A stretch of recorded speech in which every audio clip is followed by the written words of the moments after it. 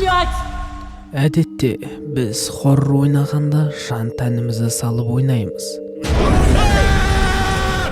Кейбір қорқынышты ойындар біздің басқа беттерімізді ашады. Ал егер сіз қандай хоррор ойнау керектігін білмесеңіз, қош келдіңіз. Сіз дәл түстіңіз.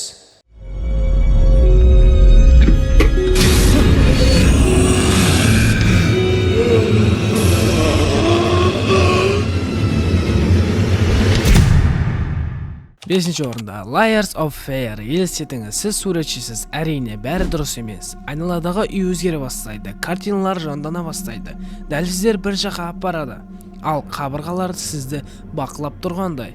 Мұнда әр бөлме жеке түс сияқты істей аласыз ба? Сәттілік, суретші зерттеушілер сізге міндетті түрде керек. Төртінші орын Outlast. Бұл жерде бізде психиатриялық клиникаға барамыз. Ол санитарлық тексеруден өтпегені анық. Біз журналист үшін ойнаймыз. Ол тек камерамен және қорқынышты толқулармен қаруланған. Қалған нәрсе түнгі көріністі қосу, шкафтар, жасырыну және қандай да бір пациент сені таппасын деп сыйыну. Камера отыра береді, батареялар жоқ. Енді сен түсінесің, бұл соңғы сәт екенін. Жүйкем мықты деп ойлағандар үшін нағыз сынақ.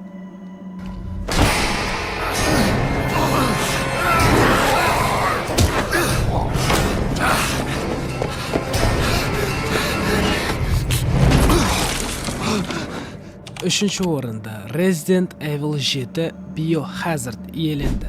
Дайындалыңыз, қазір қорқынышты болады. Біз Итанбыз. Бұл жерде бейкерлердің өзіндік отбасысы тұрады. Бұл жігіттер өлім деген сөзді түсінбейді, ал олардың үйі қорқынышты аттракциондары бар Луна парк сияқты. Сен жүгіресің, жасырынасың, есік қырылдайды. Сосын Джек күлімсіреп пайда болады да, сен түсінесің, қашу керек. Resident Evil 7 бұл туыстарына бару сияқты, бірақ 100 есе қорқынышты.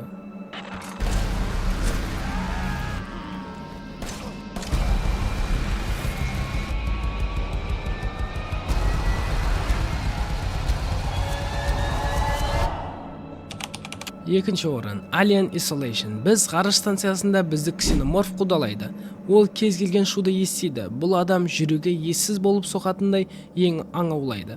Желдеткіште, үстелдердің астында кез келген жерде жасырынуға тура келеді. Сені осы қорқынышты монстр байқамаса, Alien Isolation бұл тыныштық алтын екенін үйрететін ойын.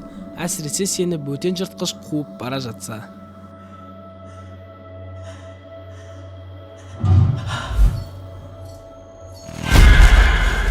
Және де бірінші орын Silent Hill 2. Бұл дәл сол қорқынышты ойын. Бас кейіпкер Джеймс тұманға батып бара жатқан қалаға барады.